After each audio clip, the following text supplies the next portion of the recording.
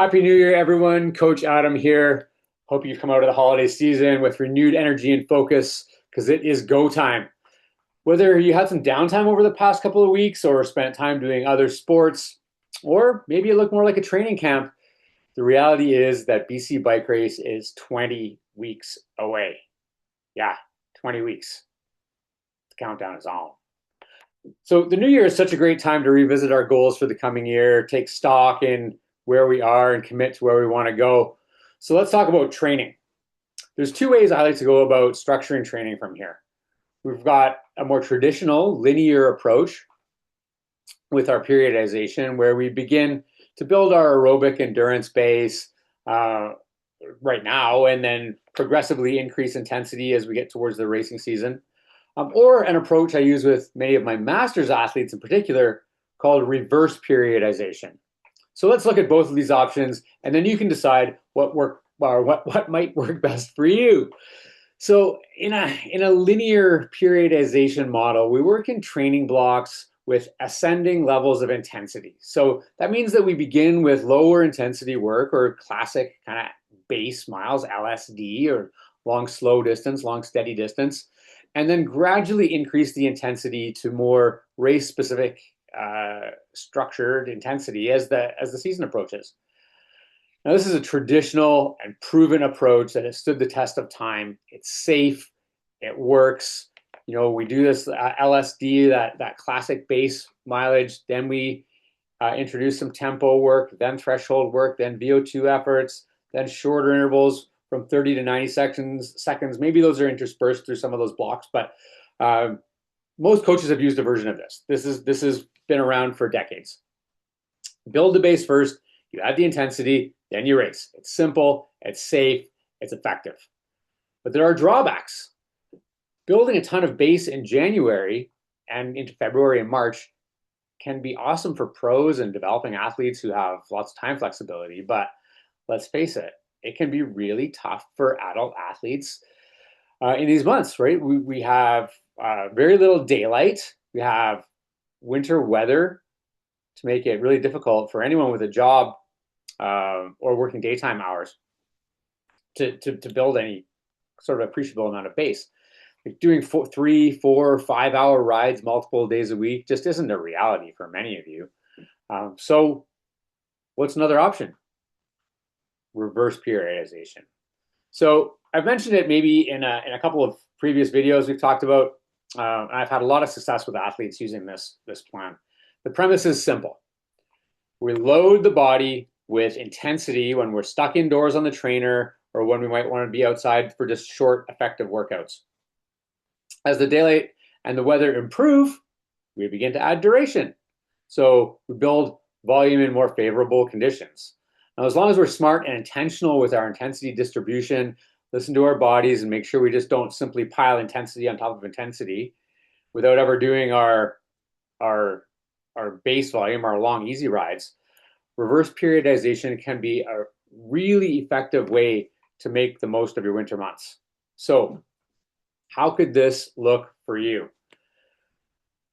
Monday, rest day. I think that's pretty standard for just about everyone I work with. There's exceptions, of course, but that's how I like to do it. Tuesday, we're going to do the most key workout, the most intense workout of the week. So this could be, if we're talking in a reverse periodization, that's VO2 work or maybe even higher intensity intervals. We can do Tabatas, we can do 30-30s, we can do steady state intervals. It's going to be intense. We want to do these when we're rested. So we're coming off that Monday rest day, bang, hard interval day. Wednesday, much like we've talked about in our previous monthly videos, we're going to hit the gym. So we want to develop that strength, that stability, that mobility, the elements that are going to help us be efficient on the bike, as well as keeping the body strong enough to maintain the training load that's coming down in the months that are on deck here. Thursday, hour of easy. So that could be an easy ride outside. That could be an easy trainer session. Could be an alternate activity.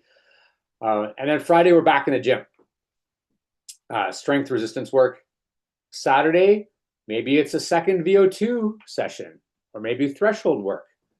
Either way, high intensity. So we're spacing those two high intensity sessions out, one early in the week and one on the weekend, so that we've got lots of recovery time in between. In a reverse periodization model, we're not trying to pile on a bunch of endurance work between those intensity sessions. We really want to make sure the body is getting that hit of intensity, recovering, hit it again, a little bit of strength work, kind of like in the middle. Then Sunday, we're going to do a mountain bike ride. Maybe it's an hour, hour and a half, maybe 2 hours. Or we could go cross-country skiing. We could go for a hike. We're going to do something to maintain endurance. Now, this is just one possible way to lay out a week. That would total about 6 to 7 hours of training. You know, there's countless combinations of the way that you can do it. You might want to increase the frequency of the strength training. I've got a lot of athletes that like to be in the gym 3 days a week in the winter. And we've got those two intensity workouts. Later on in the coming months, those athletes that are doing 3 strength workouts will probably back it down to 1. Some like to keep 2 year round. There's no right or wrong way to do it, but make sure that you have a plan. And you're not just doing it randomly. Some athletes that I work with might want to focus on threshold first, then doing the VO2. That's typically how I like to do it. With the athletes that I've been working with for months now, we did a big threshold block, even a little bit of VO2 before Christmas. You can even begin with shorter 30-second intervals and then progressively extend the amount of time. The main rule to remember is that the body will only adapt to the stress that's applied. And it takes multiple exposures to the same stimulus to cause an adaptation. Random intensities at random times with random structure will likely lead to nothing more than a slight bump in fitness with a lot of fatigue along the way. Just because it feels hard doesn't mean it's effective. This is where hammer sessions on Zwift don't necessarily equal a training plan. It feels hard, but it's inconsistent. And it's really random. You end up with random fitness. It usually takes about 3 to 6 weeks for certain parts of your energy system, even as much as 8 to 12 weeks to develop other elements. But point being, we need consistency in a block structure in order for us to see any really significant impacts. So good training isn't necessarily about, well, not even necessarily, it just isn't about changing the workouts every week. It's not supposed to be entertainment. It's not about complicated training plans.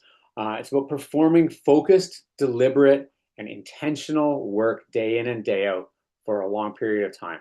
This is what will make you a great rider. Consistency. If you want to take the guesswork out of your training, your preparation, and your skill development, I have a couple options for you. We have the Club Shred online community with our Monday night group calls where you can ask lots of questions. We have a presentation in there every week. Sometimes we have special guests, pro riders, or other experts in their field like mental performance, strength and conditioning, or nutrition, or personal coaching where we work one-on-one together. For more information on either of those programs, you can hit me on Instagram at Coach Adam Walker, or you can email me, adam@thecyclingco.com. Happy training. Peace out. I'm Coach Adam.